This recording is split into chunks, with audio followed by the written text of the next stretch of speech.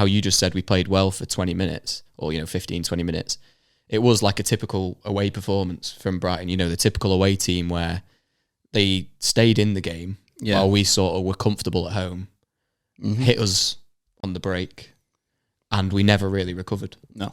Like I say, I was actually very surprised. I thought we started well. Yeah. We were moving it well. We had a lot of the ball in the opening 15 minutes. Yeah, it looked like it was working, like his new formation, but we'll get to that. So we want to kickstart it basically saying it was absolutely shocking after 20 minutes. There was no proper press at all.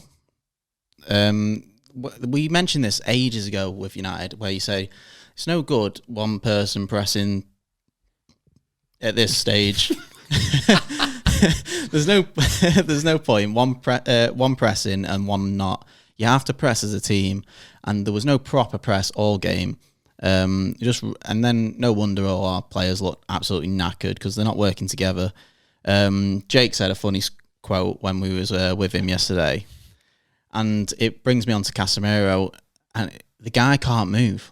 Like, he doesn't run. It literally, this is Jake's quote from yesterday. It looks like he's had a Sunday roast just before kickoff. And I thought that was spot on. That's it. I went one further to say it looks like he's nailed a Sunday roast and then put a pair of jeans on. He's absolutely stinking, and it's infuriating to see because the quality.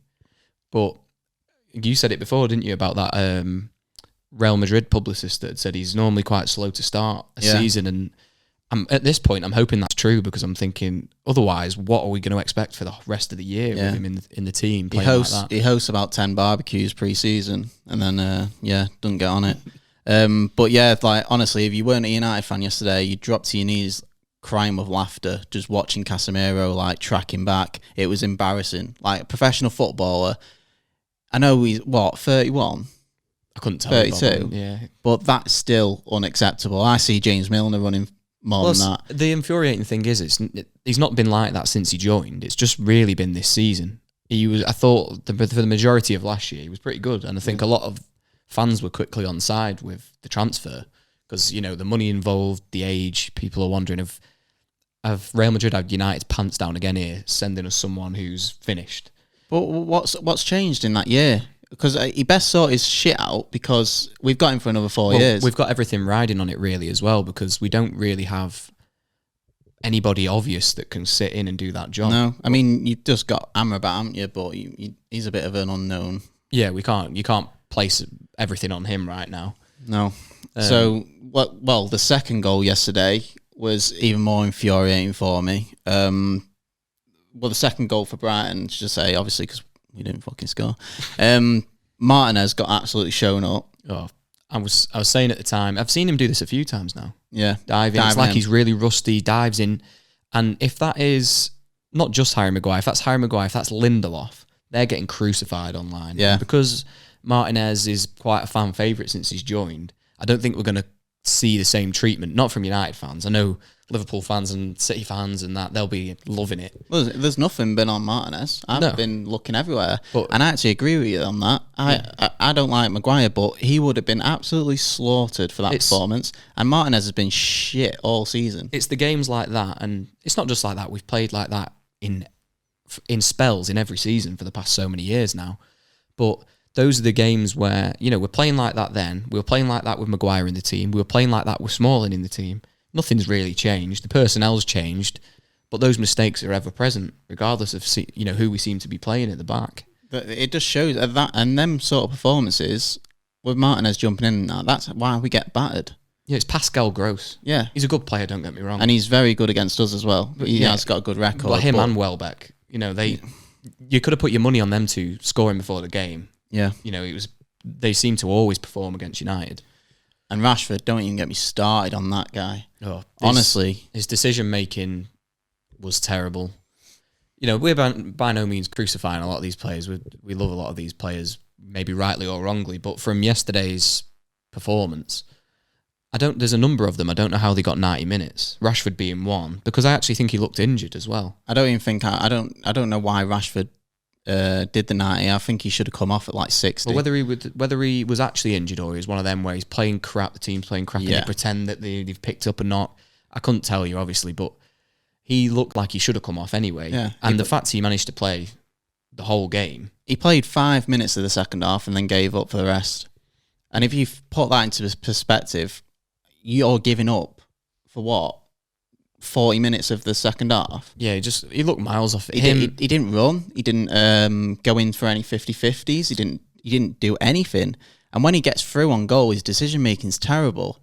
Because Højlund was in that box for a tap-in about 3 or 4 times yesterday. Oh, the one that springs to mind immediately, which I'd say that it's a turning point in the game, but we were getting battered anyway. But there's a point in the game, second half, and I'm sure you know the exact point I'm on about, where Rashford hits the side netting after taking the fullback on, and Højlund is sort of in the 6-yard box. If he can flash it across goal, it's a tap-in. Yeah.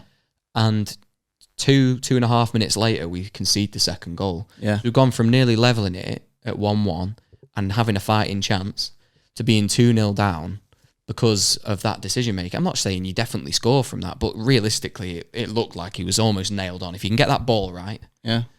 And it was only like 5-10 minutes later that's when they made the subs and took Højlund off. Yeah. And Højlund was going apeshit at Rashford for not squaring it. I've not heard Old Trafford boo an Erik ten Hag decision. No.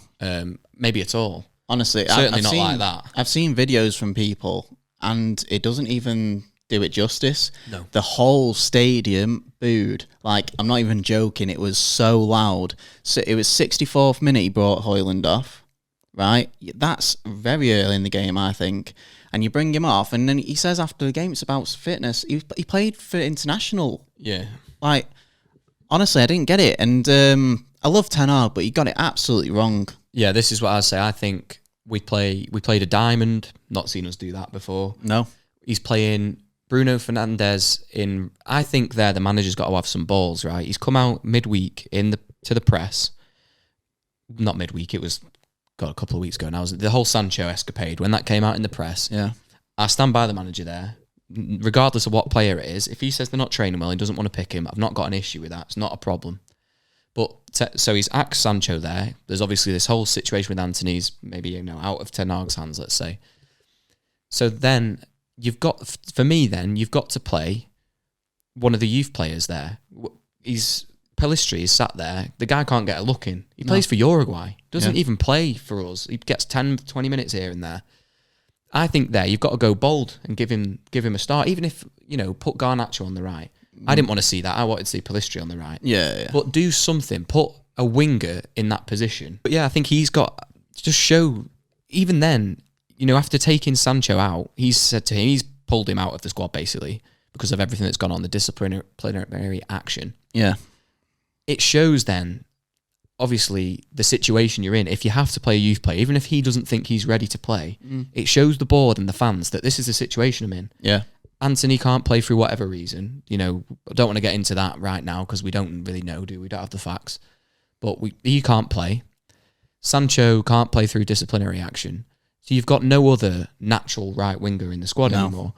So I think it says a lot then you could throw him in, and if we get battered yesterday and Pellistri or whoever he brings in as a stinker, you go, all right, well, the manager kind of had to do that. But he tried to change the system. Brighton didn't figure it out for the first 20, fair enough, because it was no one thought United would play that way anyway. Yeah. But then after, Zerbi's obviously seen it, and after that, Brighton Zerbi absolutely schooled Ten Hag because they kept getting it out wide, and McTominay and who's the left centre mid? Ericsson. Yeah. They were trying to get out to him, and they couldn't get out to him quick enough. So it was all tactics, and I love Ten Hag, and I'm not.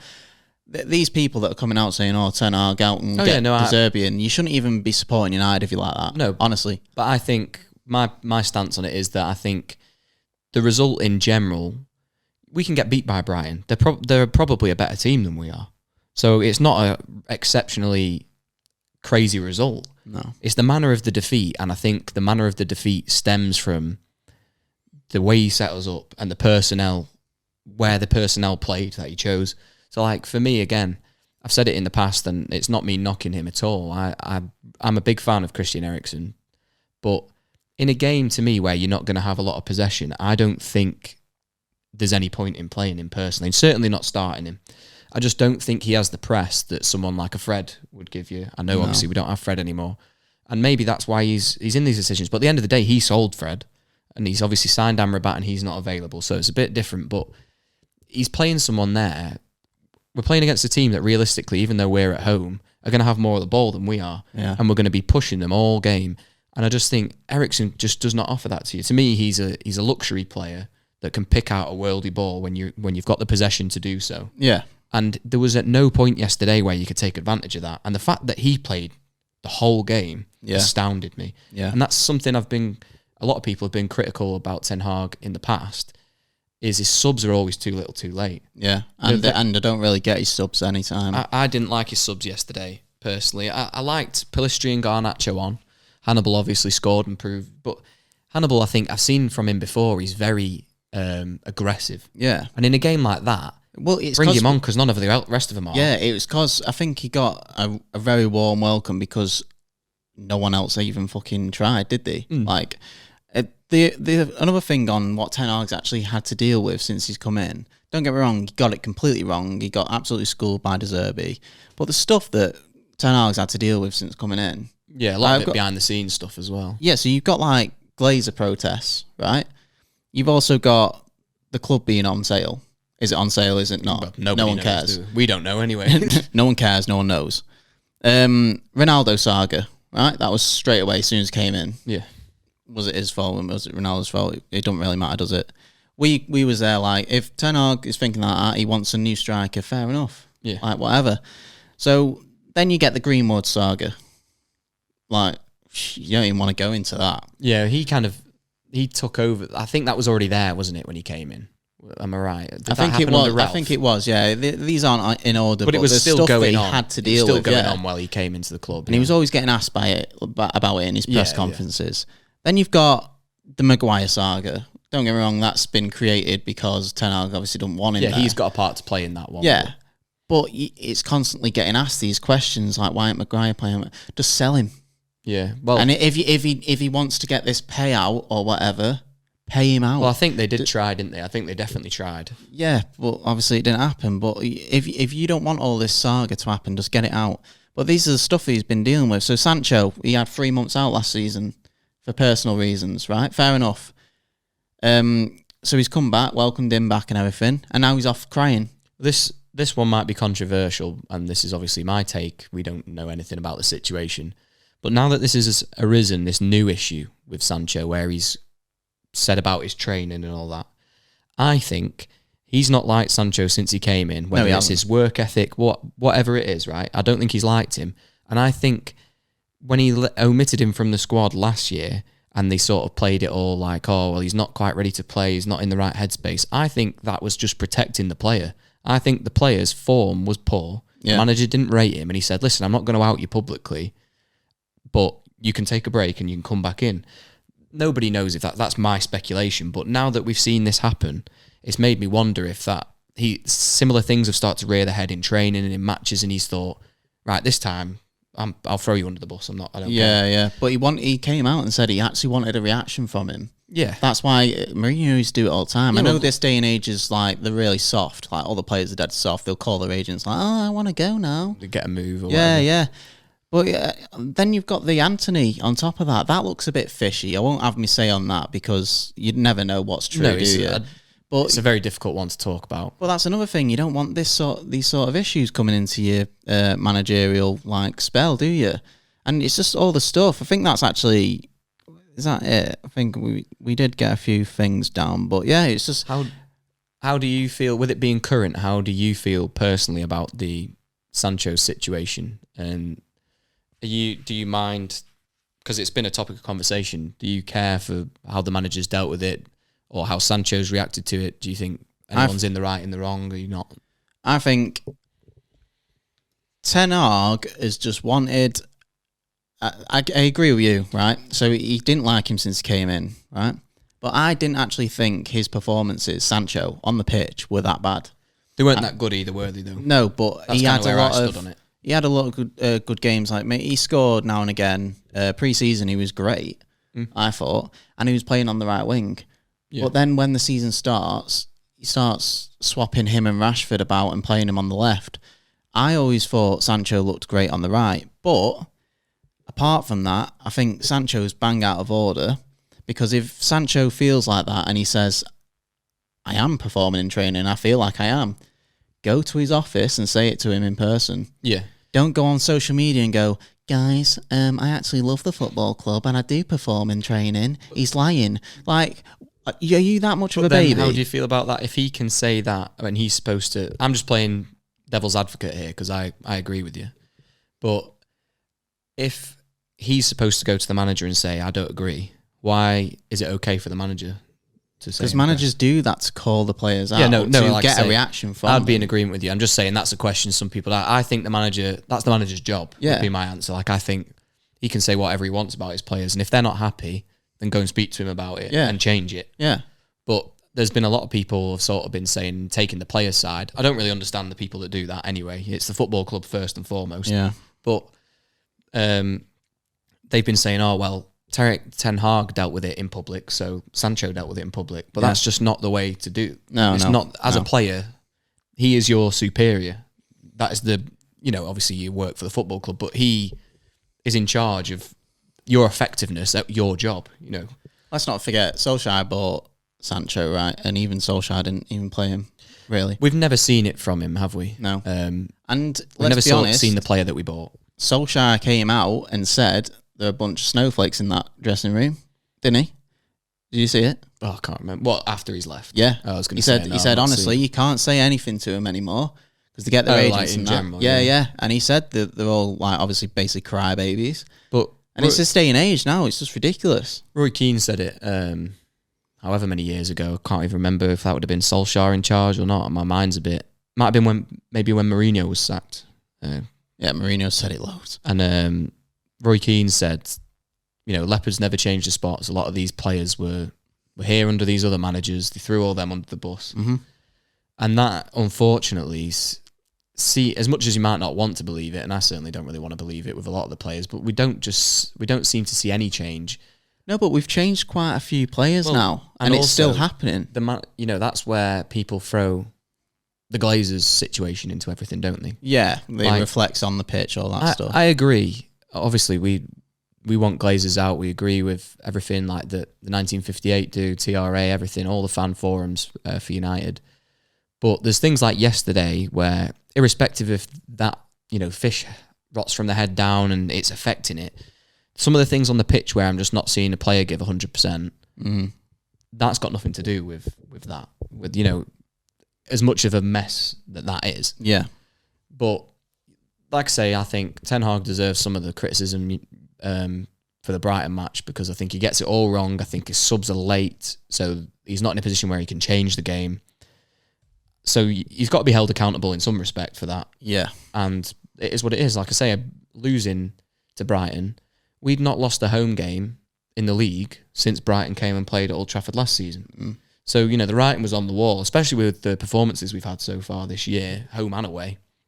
It wasn't a shocking result. I think a lot of people with their heads screwed on would have said that Brighton would win. We thought it was going to be a close game anyway. Yeah, I'm just... deluded. I think we'll win every game. Definitely a difficult game. I'm starting to... No, I only do that for the sake of it. It's your prediction for United winning it, winning the league, is starting to look a bit far-fetched. It's looking written off already, mate. 5 weeks in, I think.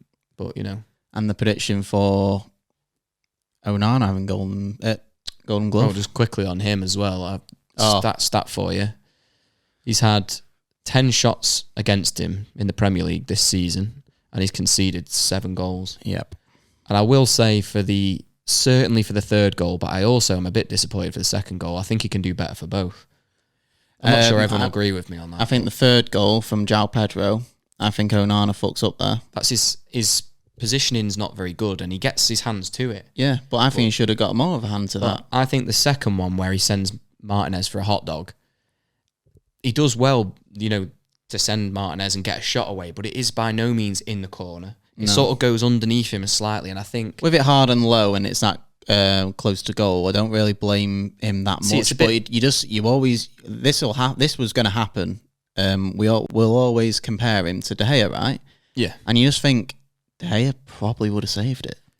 Yeah, I know well, other fans are loving this right now. Certainly at his best he would have. But there's a lot of keepers in the Premier League now that I think probably do better with both of those. I think the keeper himself, Onana, will be very disappointed he's not saved that third one, in my opinion, because he doesn't really hit it with any venom. He kind of side foots it. Yeah, he's like kind of, scuffs it a bit, doesn't he? I mean, so the only silver lining from that game is that I have João Pedro coming on in my fantasy team, so we'll take that.